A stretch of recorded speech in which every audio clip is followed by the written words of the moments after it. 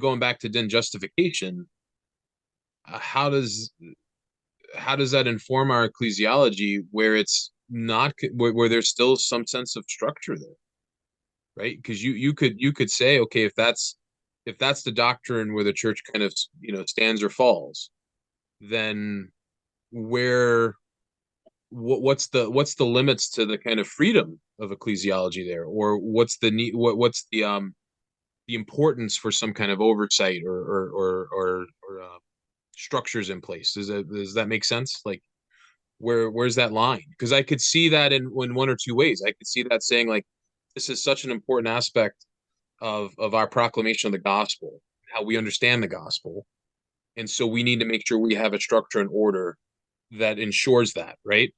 And Right. I could see another argument where it's like, this is so important that we don't want certain structures and orders inhibiting our ability to get this good news out to the people, right?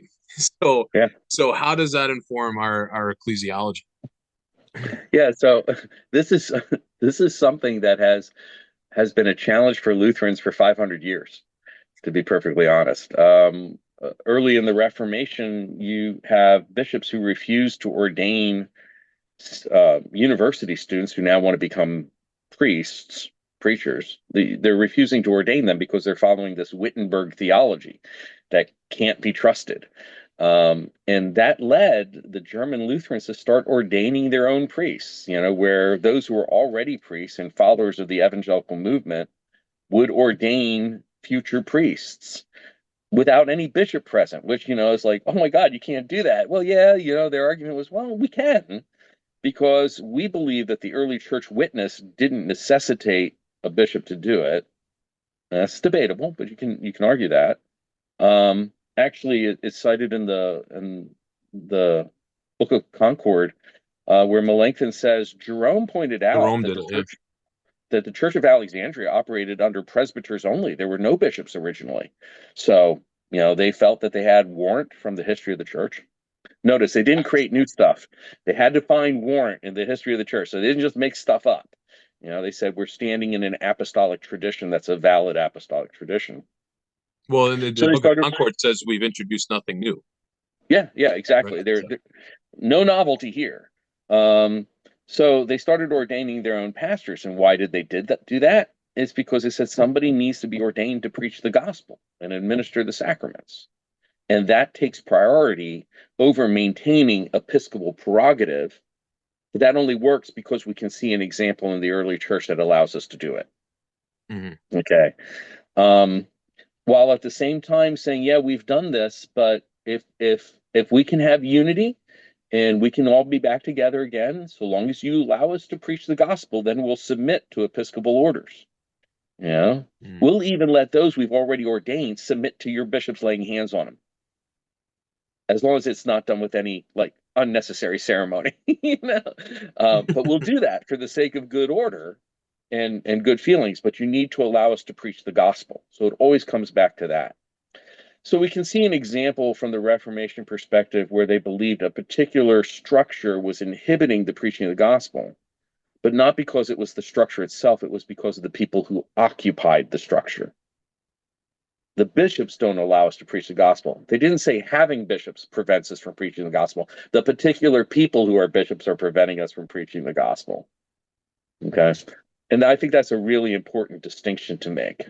Nothing says automatically that having bishops prevents the preaching of the gospel.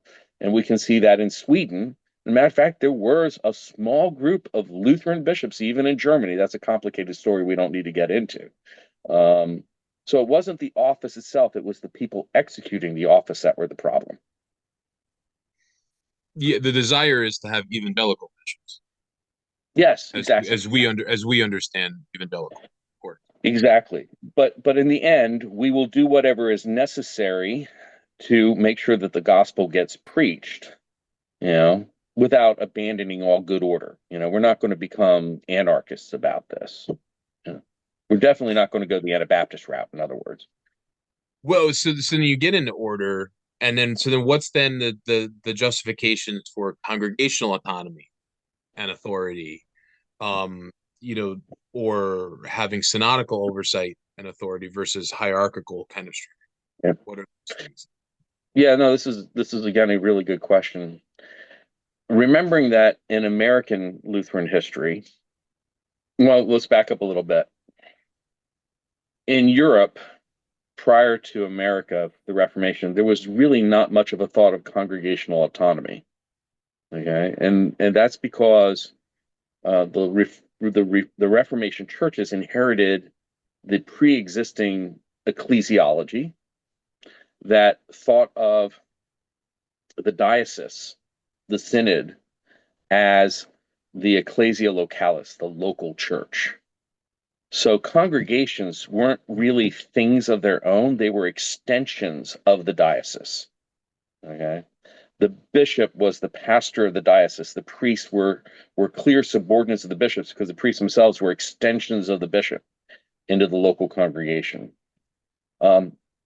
And that sounds weird to us today because we really can't think of anything but the local church being the local congregation. Yeah, the local congregation being the local church. Part of the American experience is that we had congregations here before we had dioceses or synods.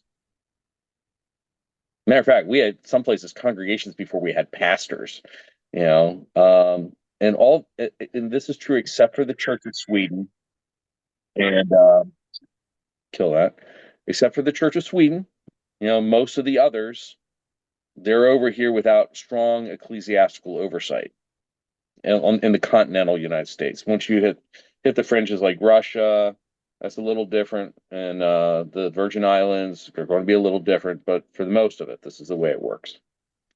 And those congregations formed synods because there were things they couldn't do well all by themselves. So that means the American experience is very much a bottom-up structure for ecclesiology. Congregations precede synods, synods precede the national church. And to be perfectly honest, there is definitely an idea of utility. Synods are good because they're useful to us. The national bodies are good because they're useful to the synods. There are certainly those who have grander visions about the unity of the body of Christ and creating a visible unity. But structurally, when you dig into it, you find utility is the heart of it. So different polities, as they developed, had different levels of congregational autonomy, which is only to be expected because if you have congregations coming together to form their synods, they're not likely to hand a whole lot of authority over now, are they? Nobody likes to give authority away. And this has persisted throughout our history. At the same time, in America, our churches are, from a legal position, voluntary associations. Okay, people voluntarily join these institutions.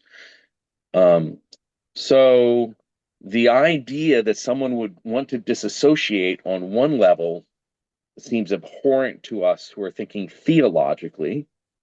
But if you think from an organizational perspective, it's like, well, yeah, disaffiliations take place. People no longer want to be part of the group. And at the same time, that goes down to how does a congregation live within an organization? It's like any of us. We join the volunteer fire department, okay?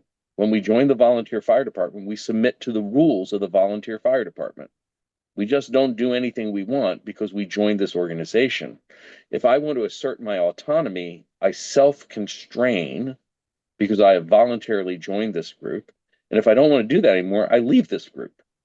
Okay, but it doesn't make sense for me to say I'm not going to show up for fire calls and want to be a member of the fire department. It doesn't make sense for me to show up at the fire call and not follow the orders of the fire chief on the fire ground because I think I know better. There's only one exception to that. It's when you think your life or someone else's life is in danger. There's rules about how you live in the fire hall, what food you can make, what food you can't make, where you can eat food, where you can't eat food. So whenever you join an organization, you always sacrifice some of your autonomy. And congregations who are part of larger church bodies sacrifice some of their autonomy. And that's usually defined in the constitutions. And it doesn't make sense to me when a congregation says we want to do something different than what the rules say, and still be part of the organization. That's sort of crazy to me because that doesn't work in any human society or organization. That's part of Gesellschaftness, Gesellschaftenheit, being a Gesellschaft.